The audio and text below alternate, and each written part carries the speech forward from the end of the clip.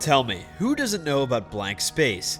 This literally tops her list of songs about ex-lovers. She's a hopeless romantic, and her ex-boyfriends are dishing it out to her. That's right, Taylor Swift's past lovers have split the beans. Fingers crossed. It's not about her mental health, I assure you. And in this video, we're going to take a look at a list of relationships where the guys will tell you everything that you've always wanted to know. Well, it looks like Taylor Swift did end them with loose threads, and they are now a huge problem for her.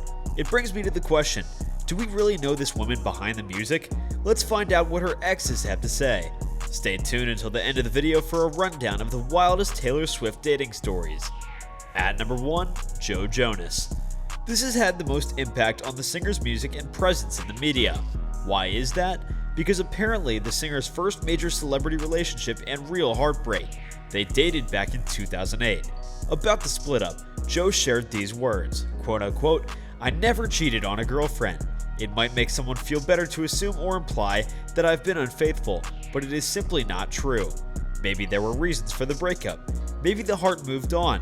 Perhaps feelings change. I'm truly saddened that anything could potentially cause you to think less of me. For those who have showed concern over the 27-second phone call, I called to discuss feelings with the other person. Those feelings were obviously not well received. I did not end the conversation. Someone else did. Phone calls can only last as long as the person on the other end of the line is willing to talk." There were so many songs that portrayed the duo's ups and downs in their relationship. On Ellen's show, we saw Taylor revealing which was the song meant for Joe on her Fearless album. Well, that was Better Than Revenge, a song that made everyone believe that Joe cheated on her. So this Jonas brother was quick to clear him of the fake accusations against him.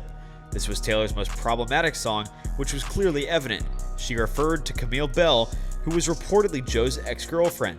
This is by far her most cringeworthy YouTube video, but two can play that game. What do you say, Joe, along with his brother's tune Sorry and Much Better, which refers to his breakup story. This pair had a wild breakup. Do you guys agree? Next up, at number 2, Calvin Harris. This breakup made everyone question whether true love exists or not. Their PDAs and weeks of loved up grams made everyone believe that this one was to last. But if only we knew this was going to end up like the others before. Worse, it was nasty about the breakups that she's had. They lasted for 15 months. Their relationship's aftermath turned ugly too. Their breakup took a turn for the worst when he was presented with a huge revelation. And that is that she had co-written his summer track with Rihanna, This Is What You Came For. Our DJ responded on Twitter as quickly as he could. This has only turned the split into a full-blown feud. The drama apparently made the ending of this pure romance very bitter. So Calvin Harris and Taylor Swift had a very ugly public split. He also went to the length of accusing her PR team of trying to make him look bad. Do you think it happens all the times Taylor breaks up with a guy? I mean, they are, at the end, shown as the bad guys. But have you ever wondered, what if they weren't? Harris talked to British GQ about his relationship. By this, I mean he even talked about his subsequent breakup with Taylor. Quote unquote, "It's very difficult when something I consider so personal plays out very publicly." At number 3, John Mayer. This was a very ugly split that provoked a defamatory chart-topping battle in 2010.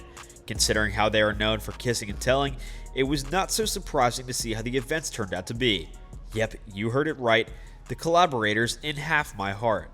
I don't know why most of them are referring to this song, Dear John, as Taylor's pure poetic work and the roughest of all.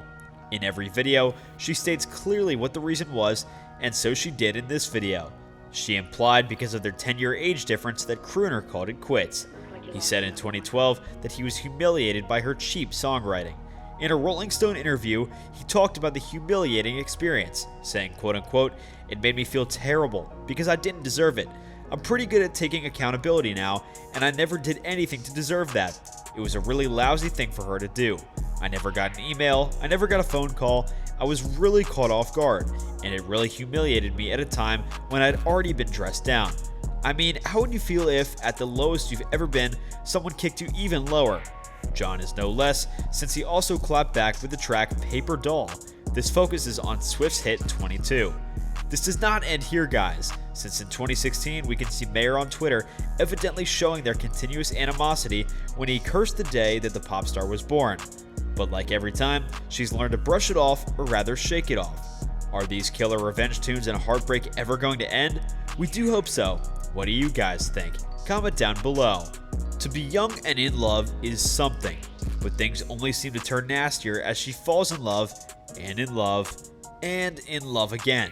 I can vouch that she has enough quotes and lyrics stacked up on relationships, dating, and heartbreak, considering all her wild ups and downs. What do you say? Let us know in the comment section down below. We'd love to hear from you. But that's going to wrap up today's video, so thank you so much for watching.